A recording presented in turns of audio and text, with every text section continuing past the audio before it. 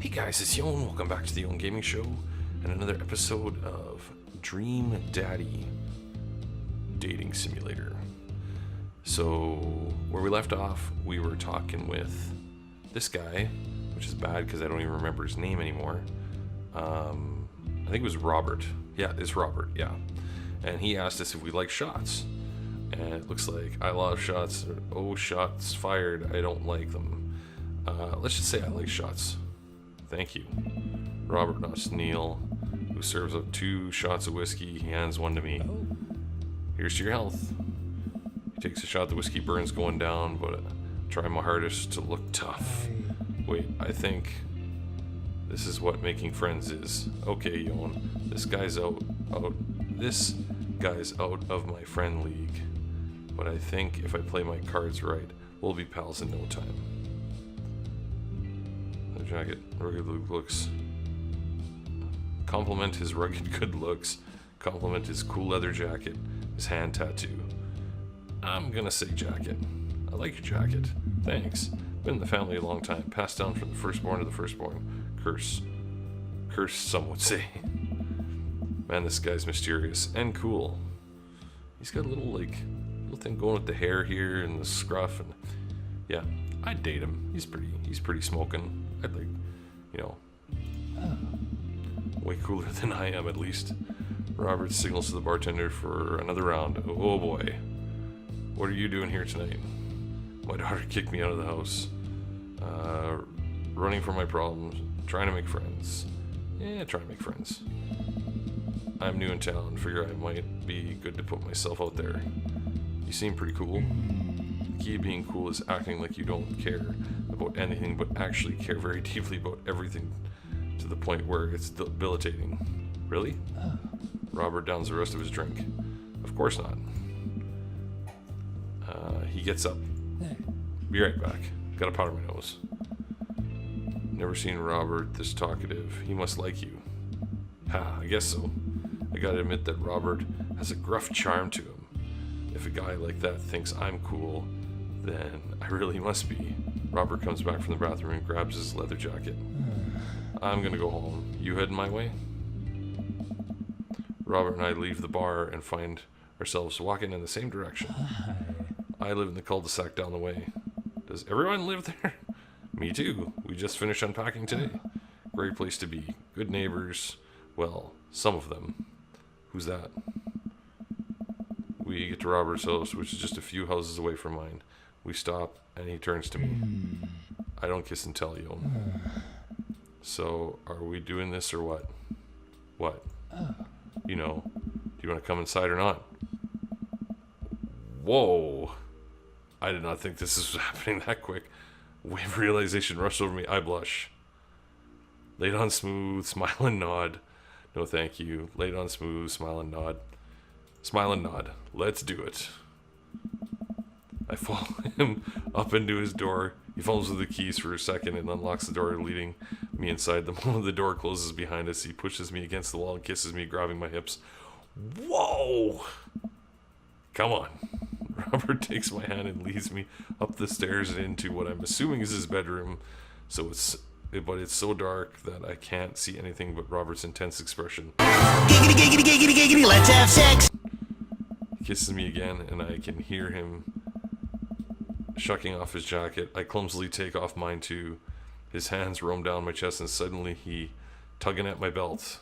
I don't normally do this. Do you want to stop?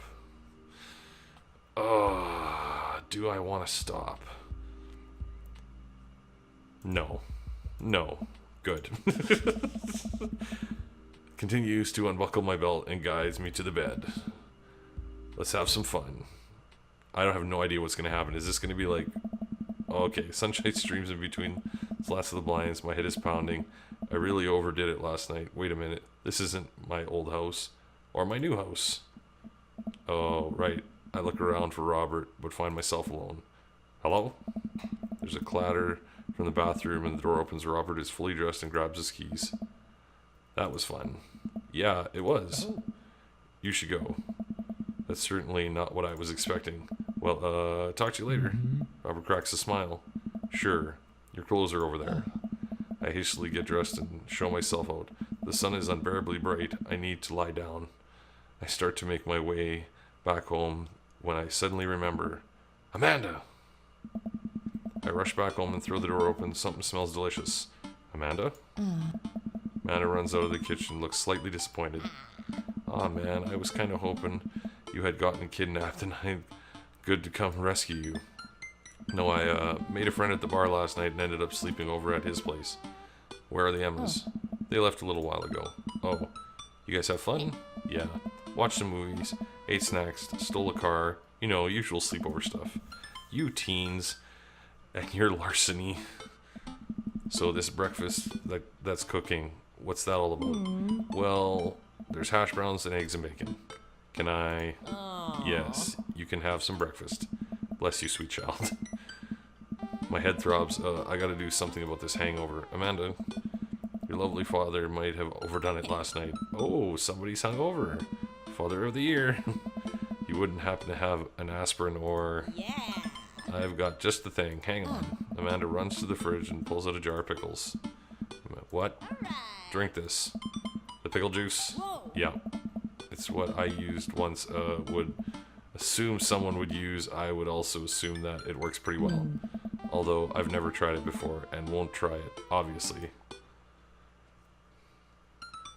Who raised you? Amanda Ann. Give her a stern yet resigned side eye. Who raised you? You did. Right. Do as I say, not as I do. You got it. This better work. I down a sip of the tart juice. No, more than that. Way more than that. I mean, I assume... Watch it, you. I drink more pickle juice and help myself to a delicious breakfast that Amanda has graciously allowed me to partake in. After inhaling some hash browns and dunking several pieces of bacon into runny egg yolks, I've started to feel a little better. Grabs her backpack and keys. Well, I gotta get to class. Don't forget the meeting with Mr. Vega, okay? He says it's important. Love you. I'll be there. Knock 'em dead, kiddo. Always do. We do our secret handshake and she's off. I get a little work done at home before I glance at my watch and see that it's almost time for the meeting. I hop in the shower, change clothes, and head on my way. Still a little hungover. I arrive at Amanda's school and check on the front desk. They give me a bright orange visitor sticker and send me on my way. I'm barely awake and feel pretty haggard, but hopefully nobody will notice. I check my watch and I'm relieved to see that I'm only 2 minutes late. Wait, was it room 103 or 108? I spot a youth standing in his locker and approach him for help. Excuse me, do you know where Mr. Vega's classroom is? The youth turns around and looks me up and down in heavily lined eyes. Sigh. Come on, kid, I'm late for a meeting. Mr. Who? Mr. Vega. I don't know, have you tried the exit? Okay, wise guy, are you gonna help me or not? Sigh. Fine. Up the stairs and to the left. Can't miss him. I head up the stairs and walk around until unable to find Mr. Vega's class anywhere. After a couple of minutes of searching, I head back downstairs. That punk you sent me on a wild goose chase. I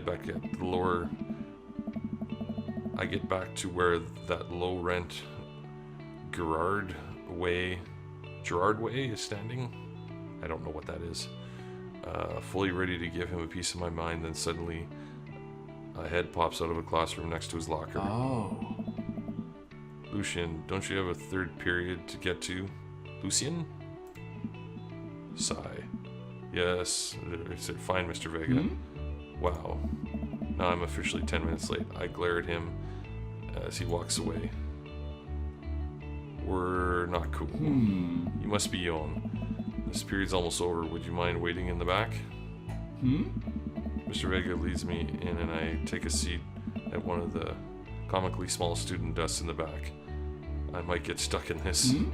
Alright, where were we? Now, who can tell me about the I can't talk today. About the unreliability of the narrator in J.D. Salinger's Catcher in the Rye?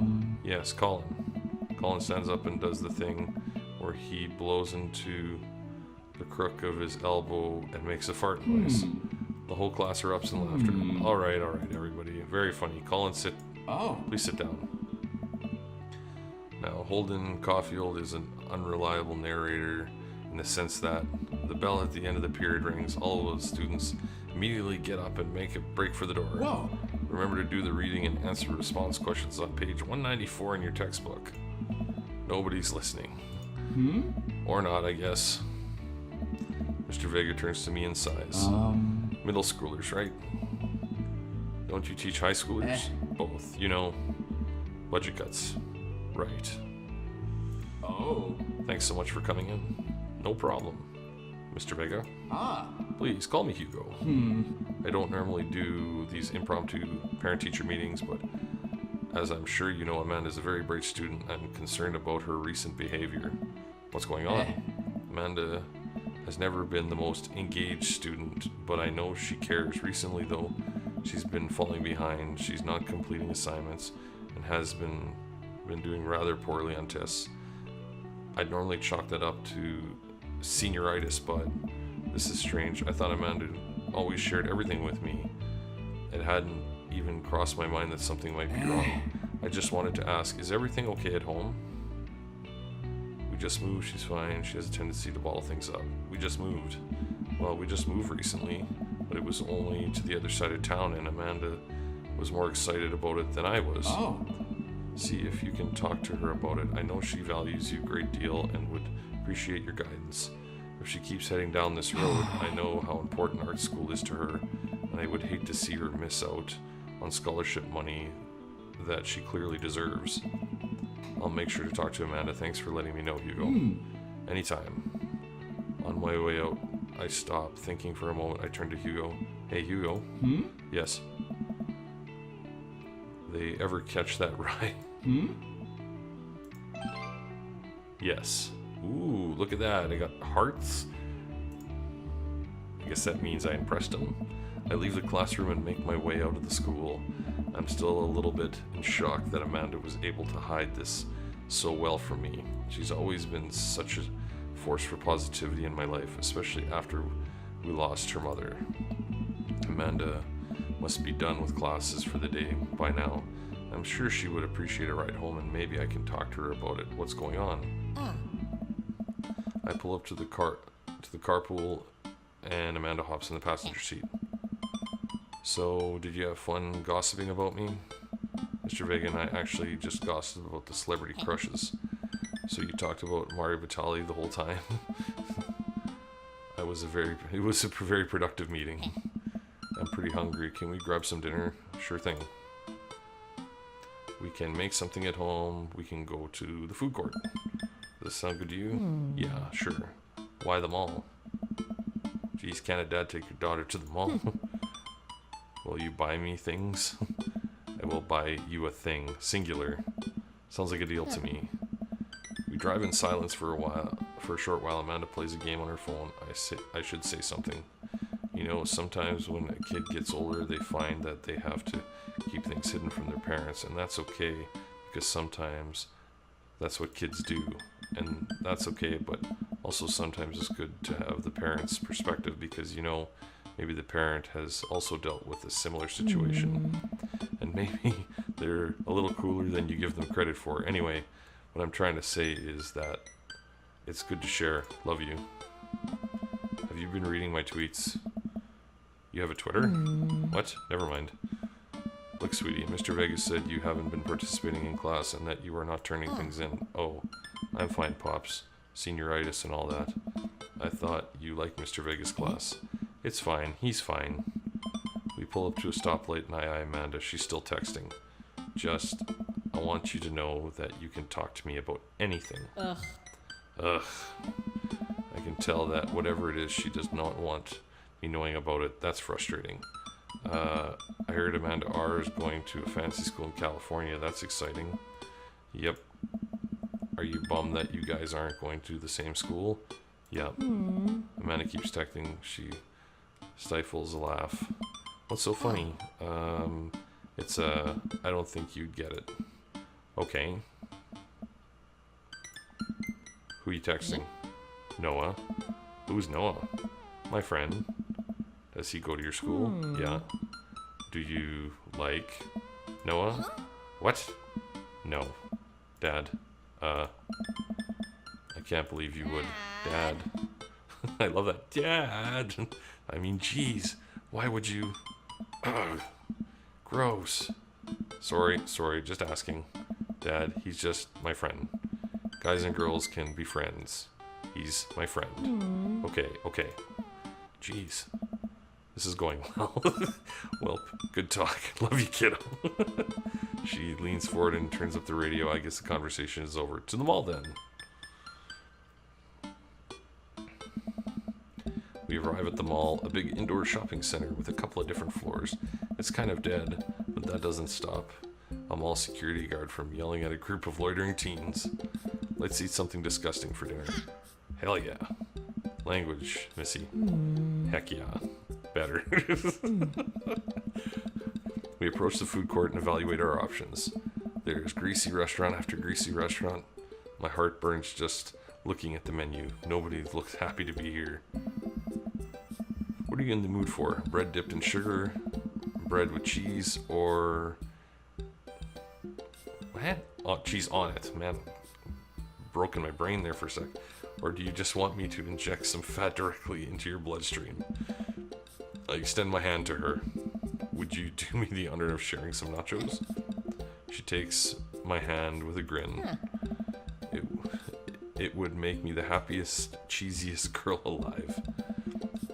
We order a giant pile of chips and unnaturally orange cheese for a very authentic... oh man, my eyes today. From a very unenthusiastic and possibly stoned teenager. We take a seat at a rickety table and dig in. These are bad. These are very bad, but also strangely delicious. We have to eat through the pain. We enjoy the fluorescent, cheesy goodness together until we are all out of nachos. So, something's been bothering me for a while. Can you explain memes to me? Sigh. Which meme? All memes. Amanda sighs deeply and places her head in her hands. Dad, it's complicated. See, memes are inside jokes shared by a bunch of people that get less funny the more people do it. So the problem is that by the time a meme gets to you, Dad, all us youths have already done the joke to death. Dad. Jeez, yeah.